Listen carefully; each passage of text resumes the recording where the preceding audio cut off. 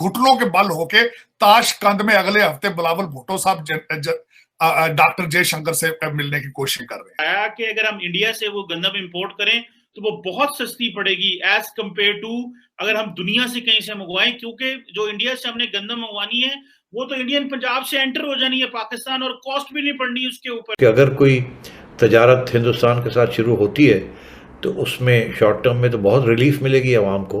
बहुत से ऐसी चीज़ें हैं, आइटम्स हैं जो कि आप हिंदुस्तान से मंगवा सकते हैं और वो सस्ते हैं और वो महंगाई को कंट्रोल भी कर लेंगे।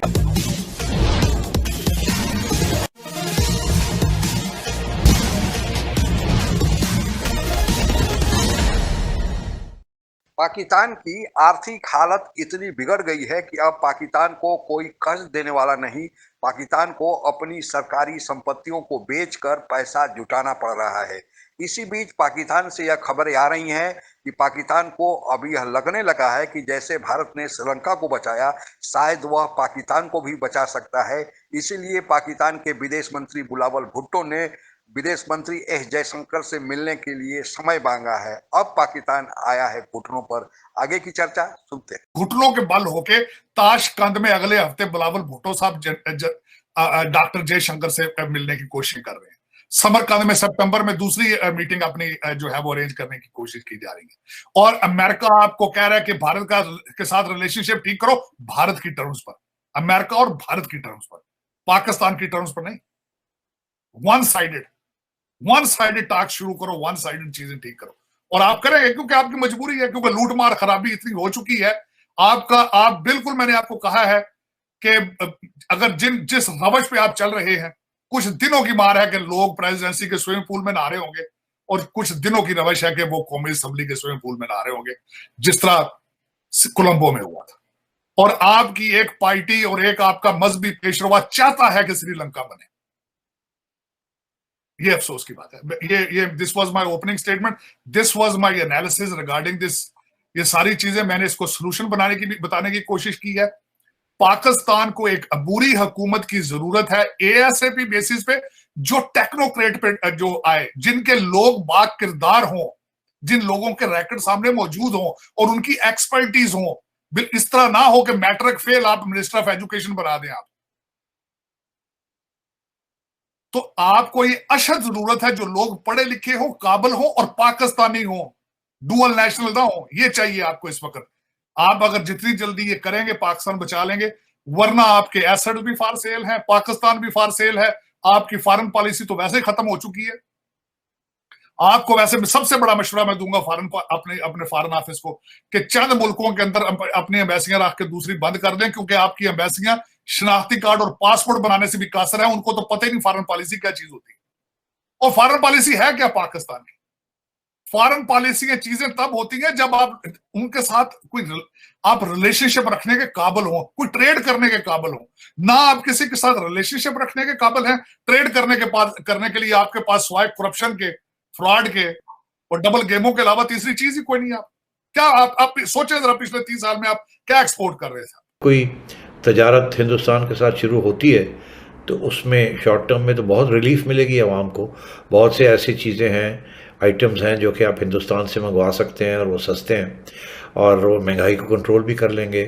जब शॉर्टेज हो जाती है किसी चीज़ की, खाने पीने की चीज़ों की, तो वो अमृतसर से, पंजाब से फ़ौरन आ जाती है। डोंट फॉरगेट, पंजाब हिंदुस्तान जो है वो उसका फूड बास्केट है। सारा हिंदुस्तान को पंजाब सप्लाई करता है फूड और फूड आइटम्स। और जब भी आप पुराने ज़माने में जब भी यहाँ पाकिस्तान के अंदर शॉर्टेज हो जाती थी किसी चीज़ की, हल्दी हो जाए या मसाले हो जाए या शुगर हो जाए या टमाटर हो जाए या भिंडी हो जाए या जो भी है, वो फ़ौरन विद इन डेज हिंदुस्तान से वो आ जाती थी। लेकिन ये कि अब आपको पाकिस्तानी बनना पड़ेगा पाकिस्तान को बचाने के लिए।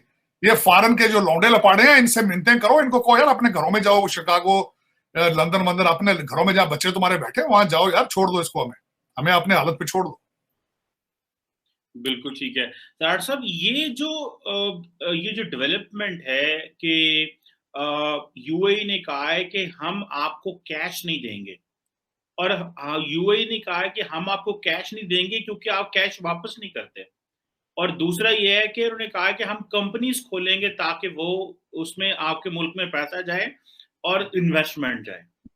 तो तार साहब आज मैं देख रहा था कि मुझे, क्योंकि गुजरांवाला में बहुत सारे जो लाहौर में या फैसलाबाद में बहुत सारे दोस्त हैं, बिजनेस करते हैं, तो उन्होंने कहा है कि $1 लाख तक जो कोई आ रहा होता है, जिसे कहते हैं कंसाइनमेंट आ रही होती है, तो उसको जो है वो क्लियर नहीं कर रहे। $1 लाख तक क्लियर कर रहे हैं, उससे ज्यादा की क्लियर नहीं कर रहे। तो इसका मतलब है 2 करोड़ रुपया इस वक्त।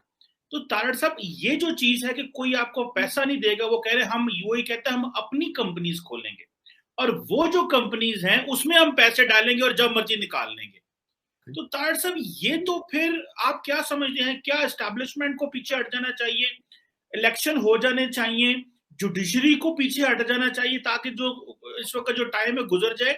मतलब इस वक्त तो लॉ एंड ऑर्डर तो जो है ही है, क्योंकि टीटीपी के सामने भी हम सरेंडर कर बैठे हैं तारड़ साहब, टीटीपी के साथ मुज़ाकरात हो रहे हैं, उसके आगे भी सरेंडर कर बैठे हैं। उधर बलूचिस्तान में मिलिटेंट्स ने कहा है कि जो कनेडियन ने इन्वेस्टमेंट किया उसके ऊपर भी हम हमले करेंगे।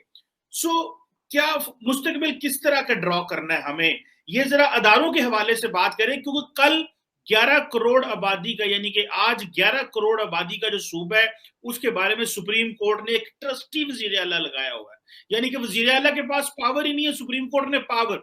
तो हमारे अदारों ने भी तो निजाम बड़ा ज्यादा खराब किया है, सियासतदानों की गलतियां तो बिल्कुल हैं, इसको भी कैसे देखेंगे? और ये जो यूएई ने कहा है कि हम कंपनी खोलेंगे, आपको डायरेक्ट कैश नहीं देंगे। देखिए, यूएई को पता है कि आपकी सिर्फ आप अकामे के ऊपर ही सारा कुछ दे देते, पैसे देने की क्या जरूरत है? आया कि अगर हम इंडिया से वो गंदम इंपोर्ट करें तो वो बहुत सस्ती पड़ेगी एज कंपेयर टू अगर हम दुनिया से कहीं से मंगवाएं, क्योंकि जो इंडिया से हमने गंदम मंगवानी है वो तो इंडियन पंजाब से एंटर हो जानी है पाकिस्तान, और कॉस्ट भी नहीं पड़नी उसके ऊपर। लेकिन हम जो है अगर आप भारत से ट्रेड शुरू करें तो शायद इलेक्शन आ जाए, ये काम उसकी प्राइस कौन देगा? उसकी आपका अगर भारत से ट्रेड शुरू कर दें, उससे ज्यादा डिफेंस का बजट कम हो जाए, उसका जवाब कौन देगा? तो ये सारी चीजें मैंने हमेशा ये कहता हूँ, ये सारा वो कहते हैं नाच मेरी बुलबुल, तुम्हें डॉलर मिलेगा, गेम डॉलर की सारी। उस पे बुलबुलें नाच रही हैं, उस पे हमारा 25 करोड़ लोग नाच रहे हैं उसमें। हाँ, सही है सर, बिल्कुल। और यूएई जो है वो इंडिया में जो एग्रीकल्चर में इन्वेस्टमेंट कर रहा है, वो कश्मीर तक एग्रीकल्चर कर रहा है, वो सारा कुछ करेगा जो करना है, क्योंकि दे आर, उन लोगों में नेशनलिज्म है। मैं बता रहा हूँ कि नेशनलिज्म है लोगों। आप अगर हमसे जुड़ा रहना चाहते हैं तो कृपया मेरे चैनल को सब्सक्राइब करें तथा बेल आइकन भी दबा दें ताकि नई वीडियो की जानकारी तुरंत आप तक पहुंच जाए। धन्यवाद। जय हिंद। आप अगर हमसे जुड़ा रहना चाहते हैं तो कृपया मेरे चैनल को सब्सक्राइब करें तथा बेल आइकन भी दबा दें ताकि नई वीडियो की जानकारी तुरंत आप तक पहुंच जाए। धन्यवाद। जय हिंद। आप अगर हमसे जुड़ा रहना चाहते हैं तो कृपया मेरे चैनल को सब्सक्राइब करें तथा बेल आइकन भी दबा दें ताकि नई वीडियो की जानकारी तुरंत आप तक पहुंच जाए। धन्यवाद। जय हिंद।